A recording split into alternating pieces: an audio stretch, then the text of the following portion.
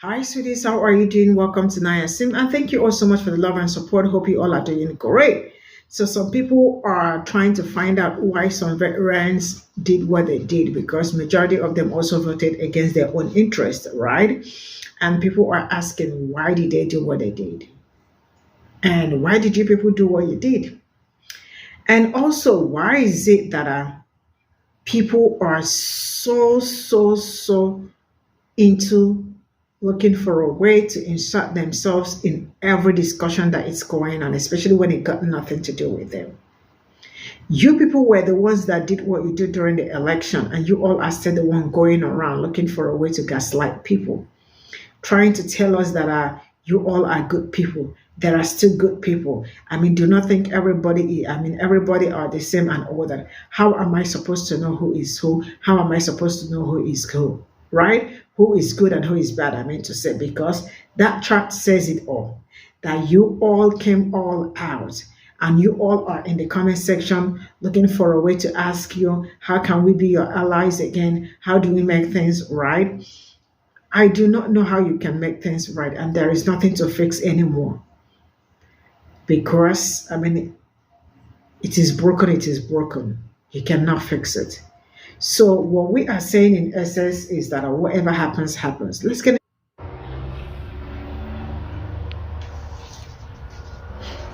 Yeah. So I'm going to say what I'm going to say as clearly and concisely as possible. So there's absolutely no mistaking or misconstruing what I'm getting ready to say. If you're a veteran that voted for Donald Trump and you're surprised about this, I want you to raise your hand. Now I want you to take that hand and use it to smack the shit out of yourself because you're a fucking dumbass. And I literally hope that the VA is your only source of health care because you're fucking dismissed. We don't need you anymore. The entire point of being in the military is that you may potentially have to lay down your life to protect people you don't even know. You fuckers did the opposite. You took people that you don't know, that you knew were going to get fucked over when you voted for him, and you threw them under the bus to save your own ass. We don't need you in society anymore. Like I said, you fuckers are dismissed. You can go now.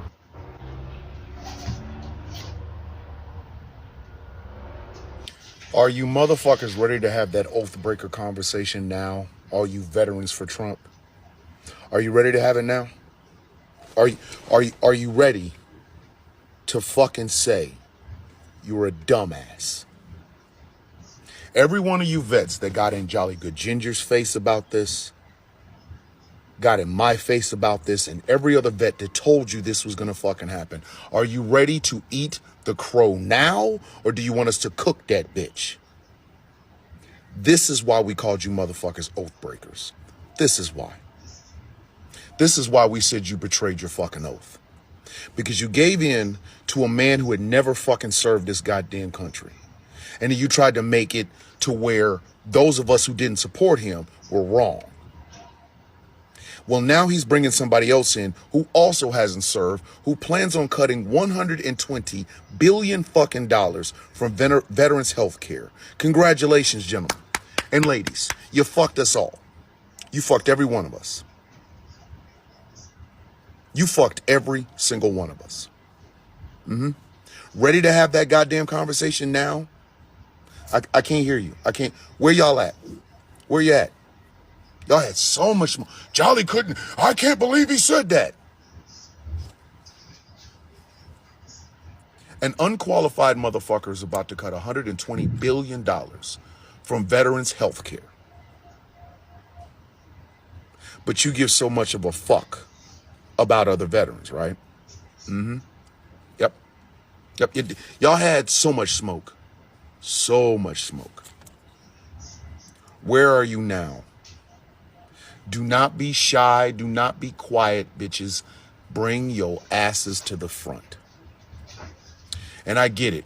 You're going to go fake news. You're going to go this. You're going to go that. You're going to make up every motherfucking excuse until it actually happens. And then what? What is going to be your excuse then? And mind you, you did all of that for a motherfucker that never served, who put another motherfucker who never served in charge of people who have served their health care benefits. You know, the shit that we actually fucking earned by putting on the goddamn uniform all that fucking time, marching, ruck marching, spending time away from our motherfucking families, all those goddamn CQ duties and things of that nature. Remember that? And y'all got all in your motherfucking feelings about Jolly Good Ginger calling you oath breakers. You did. And this is the result. This is the result. You turned a chicken hawk coward into a tough guy. And then you elected him not once, but fucking twice. The first time this motherfucker caused an insurrection against the government. The government that belongs to the people that we swore to protect and defend. Defend and protect their rights. Well, part of that agreement was this. You go and you protect and defend the rights in the Constitution and the people of America. And we, to the best of our fucking ability, and it hasn't always been easy, will do our damnedest to take care of you. And then you put a fucking coward-ass draft-dodging piece of shit back into the White House. And now he's bringing unqualified other motherfuckers who have never served. And they're going to cut the benefits of the people that did the jobs that neither one of these two motherfuckers could do. And some of you who wore the uniform supported that. But you had a problem with being called an oath breaker. You betrayed every active duty military personnel. You betrayed the veterans. The people who stood side by side with you, that wore the uniform, that ate the dirt that you did, that embraced the suck. Well, I guess you motherfuckers said, embrace the suck political version. And y'all had the nerve to get in your motherfucking feelings about what Jolly Good Ginger said, to the point where y'all were putting that man's information out. Congratulations. You fucked us all, you raggedy bastards. White people do something whenever someone black makes a statement, a critique, a comment, or a concern. They center themselves. And when you center yourself, or you start defending and saying, well, not all white people, not me, and how would you know? You're centering yourself and you're being dismissive, which historically, it just has negative implications. So the fact that there are white people who do this and have done this in one of my past videos, it's weird. No one's talking about you.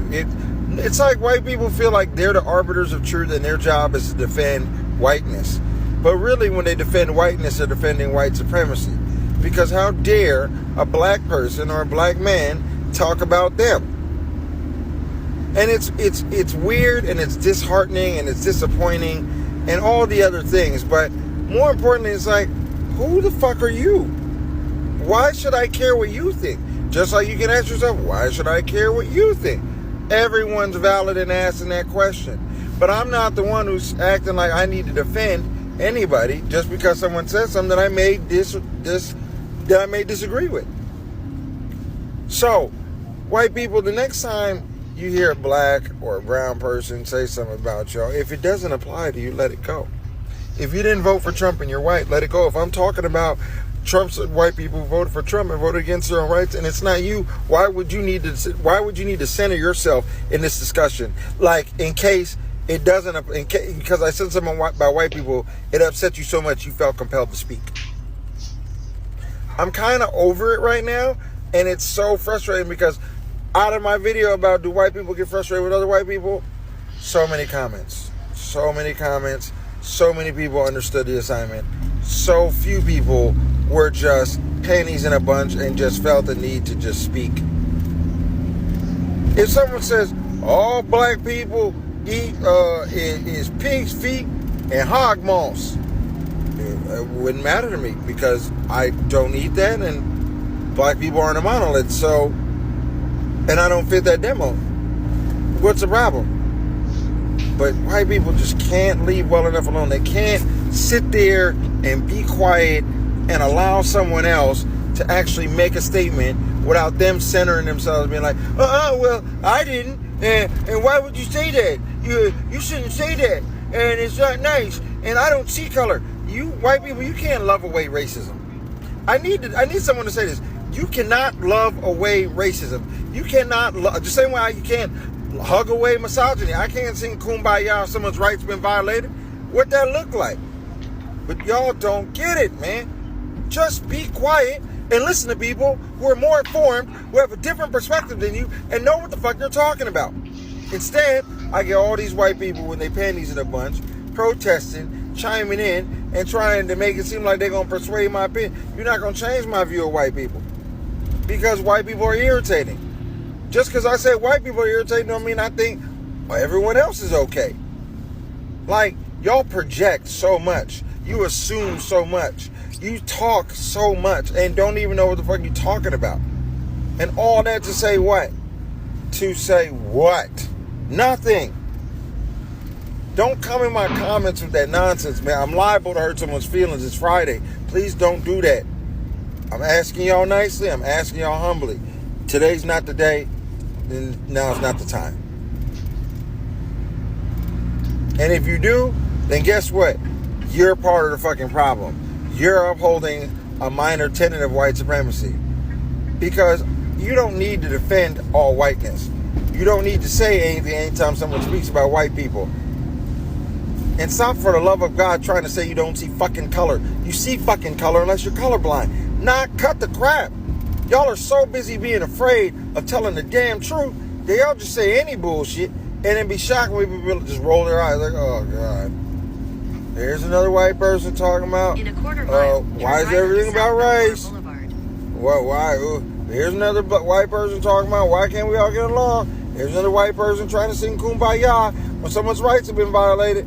It's dismissive. And it's white people, but a lot of times it's primarily white women. White women have a tendency to do this. Turn right on So I'm calling out white Boulevard. women is what it is. Now, I know we have all seen that video of that well-meaning white woman asking black women what it is that would make us feel safe in shared spaces with them. Regarding the question of when we will feel safe around white women, the answer is probably never. And I don't mean that in a disheartening way. I don't mean to say that to be rude or ugly or discourage white women from doing better. But the reality is that we have been let down so much so, and been subjected to disappointment and being left on our own without white women coming to help, without anyone coming to rescue us, that unfortunately we don't expect a whole lot from white women, and we also do not feel safe in their presence in general. Because too often it has been proven to us that white women are going to white women every time.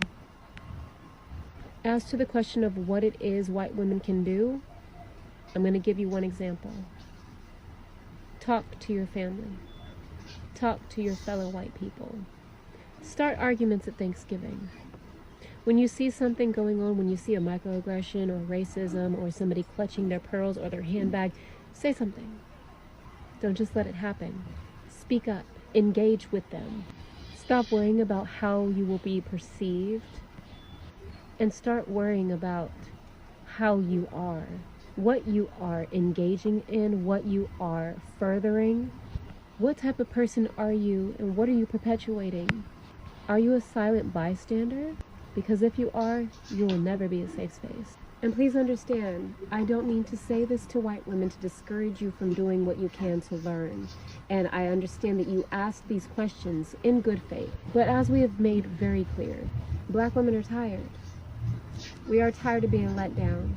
We are tired of being asked to do more labor to help you, and then in return receiving nothing. Instead of blue bracelets, why don't you pay a black woman for her labor? Keep in mind that while black women have already said that we are tired, we are stepping back from you all, there are multiple sources that you can find information as to what you can do to be a better ally or be a better safe space. They're already written.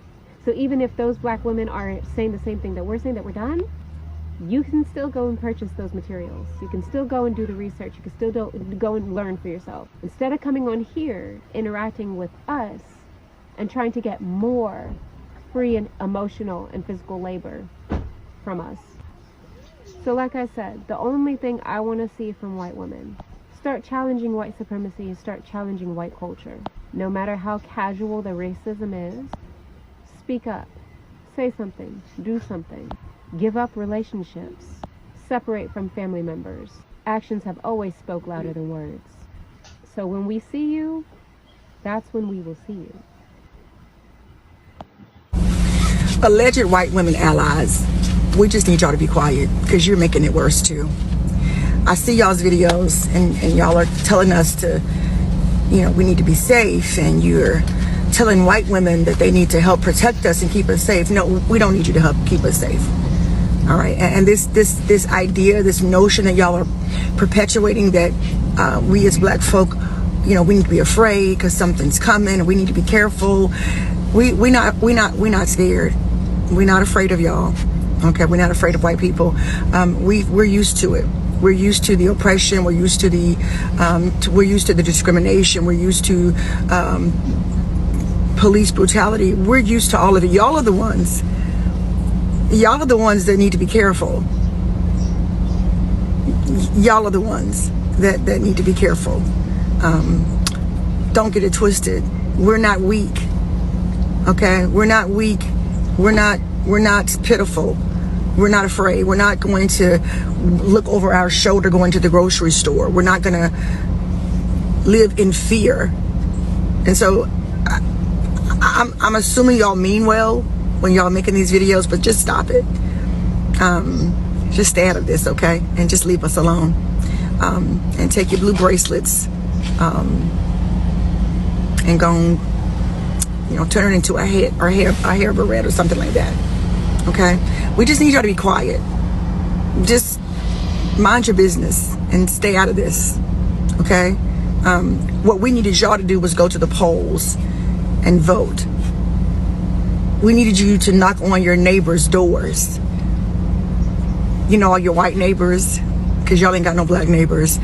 We needed you to knock on your doors, on the doors of your neighbors, and make sure they were voting. We needed you to go to the polls and stand over their shoulder and make sure they were actually checking the right block.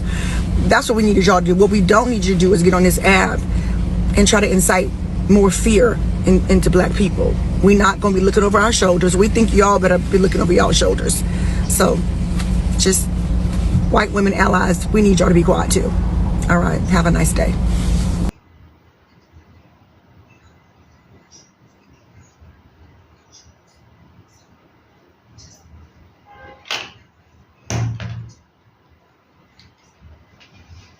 So this is all I got from this video, and there is nothing like allies anymore and all that. One thing I have learned so far is that for whatever that has happened this election, I am sure a lot of people will learn their lessons. For those that refuse to learn, will still learn in the future, and that is some period. The truth is that a lot of people, the people that voted their own interests, thank God that the chart doesn't lie. The chart says how you all voted, because if not for that, we also still would have seen people coming out to tell us that, oh no, I voted for blue, and things like that, So the lies would have been so much. I am happy that we are able to see how white women and white men voted, how Hispanics voted, Latinos, Cubans, and all of that, how black men and black women voted, how Asians voted, how others voted too. Like, we are able to see all of that, and we are also able to see through your lenses, through your eyes, right? To know who is for who is not for who. I am done chastising them, because there is no amount of whatever that I say that will, that will bring back what happened, that will kind of make things better, or turn around the hand of clock. I think that is the right thing to say, right? You all did what you did, and what you did was what is in your mind. Some people will say that some people are trying to rage bait. The truth is that some of these people are actually not trying to rage bait. Some are trying to also do that. But these people are showing you who they are, and that is what they are. It's either you believe them or you do not believe them, and nobody will force you to believe or not to believe, right? But one thing that I have learned over time, getting to know more about them, getting to talk about them and do my own research, is that they also do not care. As long as it will affect you and affect them, they are cool with it. Because tell me why a reasonable person, I mean somebody in his or her right senses, will see everything going on and still choose to do what they did what they did. That will tell you their level of thinking. The fact that majority of them do not see anything wrong with their SA, like buying grape and all that, then that also tells you the kind of people that voted for him, right? My mom would say that when you go to market, when somebody shades something, it attracts some certain kind of people, that whatever you shade in market, or attract a certain kind of people, and that is true. If you go to a wig store, right, the people you see that go to a wig store are people that like wig, they love wig, right? You get to drugstore, makeup store, and all that, people that you see there that love makeup. People that don't love makeup will never enter there, except they're doing it for somebody, but you will never catch them doing that. So this is just the example to let you that explains very well what they did. They know what they did, and they did it on purpose. See you all in my next video. Bye for now.